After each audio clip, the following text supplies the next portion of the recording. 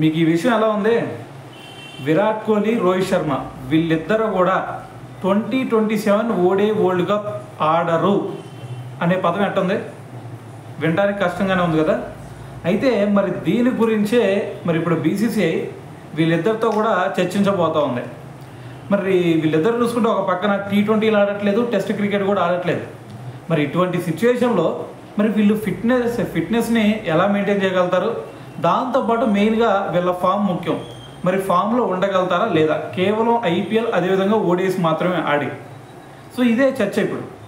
అయితే మరి దీని గురించి బీసీసీఐ వాళ్ళతో మాట్లాడిన తర్వాత మరి ఒక డెసిషన్కి వచ్చే ఛాన్సే కనిపిస్తుంది. ఎందుకంటే మనం ఆల్రెడీ ఇంగ్లాండ్ సిరీస్లో చూసాం, వీళ్ళిద్దరు లేని లోటు కనిపించిద్దేమో అనుకున్నాం, కానీ ఎక్కడ కూడా కనిపించలేదు. ఎందుకంటే టాప్ ఆర్డర్లో చూసుకుంటే జైస్వాల్, కేఎల్ రాహుల్ ఇద్దరు కూడా మంచిగానే పర్ఫామ్ చేశారు. దాని తర్వాత ఆ నెంబర్ 4th పొజిషన్ అంటారా, అంతకుముందు విరాట్ కోహ్లీ ఆదుకున్నాడు, కానీ ఇప్పుడు శుభ్మన్ గిల్ వచ్చి విరాట్ కోహ్లీ లేని లోటునే కనిపించకుండా చేశాడు.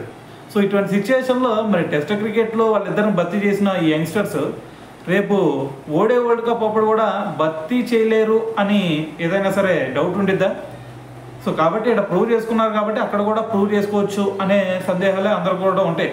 సో కాబట్టి మరి వీళ్ళిద్దరు అప్పటి వరకు కొనసాగాలా లేదా అనే దాని గురించి మరి బీసీసీఐ కూడా ఒక డెసిషన్ అయితే తీసుకోబోతుంది అన్నమాట.